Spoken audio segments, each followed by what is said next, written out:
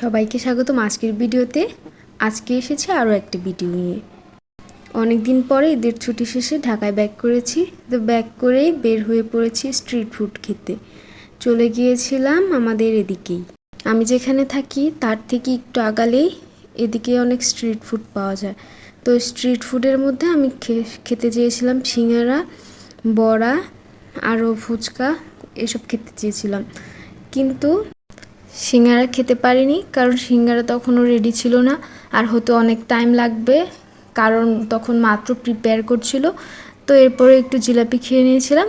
জিলাপি খাওয়ার পরে চলে গিয়েছিলাম স্বপ্নে গিয়েছিলাম কিছু কেনাকাটা করার জন্যে। আমি যেহেতু হোস্টেলে থাকি তাই আমি একদম 1 মাসের বাজার করে নেই। তো আমার চাল, তারপরে তেল, সব কিছু শেষ হয়ে গিয়েছিল। এগুলো কিনে নিব তাই আর কি বের হয়েছিলাম মেইনলি।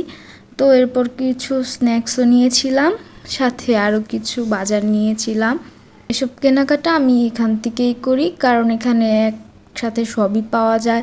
আমাকে অনেক বেশি ঘোরাঘুরি খোঁজাখুঁজি করতে হয় না, আমি একবারেই সব পেয়ে যাই। সবই নিয়ে এসেছিলাম, আর কিছু কেনার নেই আপাতত। তো আমি এখন চলে এসেছি বিল করতে। এখন বিল টিল দিয়ে তারপর আমি চলে যাব বাজার করতে। আমার কিন্তু কাঁচা বাজারও শেষ হয়ে গেছে, তো সেসবও নিয়ে নিব। স্বপ্ন থেকেই বের হয়ে চলে গিয়েছিলাম বাজার করতে। তো সেখান থেকে আমি কিছু বাজার করে নিয়েছি। তারপর বাজার করতে করতে আমার অনেক পানি তৃষ্ণা পেয়ে যায়, আর আখের রস দেখেছিলাম তাই আখের রস খেয়ে নিয়েছিলাম। ঠান্ডা ঠান্ডা আখের রস খেতে কিন্তু অনেক মজা লাগে। কোল্ড ড্রিঙ্কসের থেকে এটা খেতেই বেশি মজা, আর হচ্ছে অনেক বেশি স্বাস্থ্যকর, তাই আর কি খেয়ে নিয়েছিলাম। তো আখের রসটা আমি খেয়ে অনেক মজা পেয়েছি। এরপর আমি একটু পুরি কিনে নিয়েছিলাম, আর তালের শাঁস কিনেছিলাম।